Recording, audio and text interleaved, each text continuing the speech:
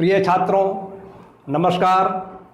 आज हम आपको जो प्रश्न समझा रहे हैं वह प्रश्न कार्य तथा समय से संबंधित पाठ से लिया गया है। ये प्रश्न एसएससी की परीक्षा में 2010 में आ चुका है। आज का प्रश्न है, यदि ए तथा बी मिलकर किसी कार्य को 15 दिन में समाप्त करें तथा बी अकेला इस कार्य को 20 दिन में समाप्त करे तो अकेला इस कार्य को कितने दिन में समाप्त करेगा। और आपको ये 4 विकल्प दिए हुए हैं। आपको इन 4 विकल्पों में से एक विकल्प छांटना है।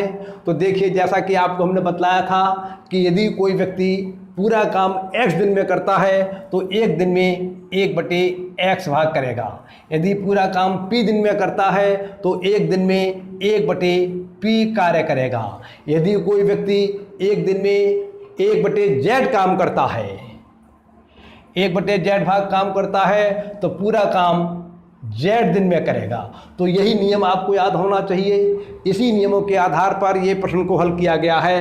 तो आपको दिया हुआ है ए और बी दोनों मिलकर कार्य को 15 दिन में करते हैं। इसका मतलब ये हुआ कि यदि ए और बी दोनों को काम पर लगाया जाएगा तो एक दिन में वह काम का 1/15 भाग पूरा करेंगे। तो हमने लिख दिया ए और बी द्वारा एक दिन में किया गया कार्य बराबर 1/15 भाग। क्लियर? क्योंकि ए और बी मिलकर कार्य को 15 दिन में पूरा करते हैं, इसलिए ए और बी द्वारा एक दिन में किया गया कार्य बराबर 1/15 भाग। और बी अकेला इस कार्य को 20 दिन में पूरा कर सकता है, इसलिए बी के द्वारा एक दिन में किया गया कार्य बराबर 1/20 भाग। ये काम एक दिन का है 2 लोगों का, ये काम है एक दिन का 1 जने का।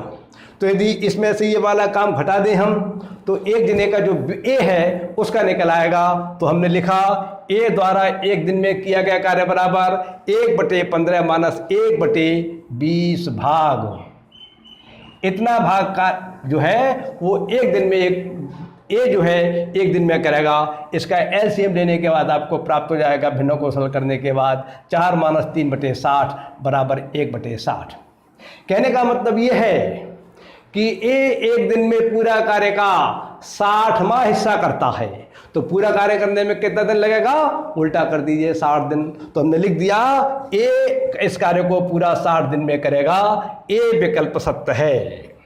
ए विकल्प में आपको दिया है 60 दिन, इसलिए 60 दिन में पूरा कर लेगा। ये आपका प्रश्न पूरा हो जाता है।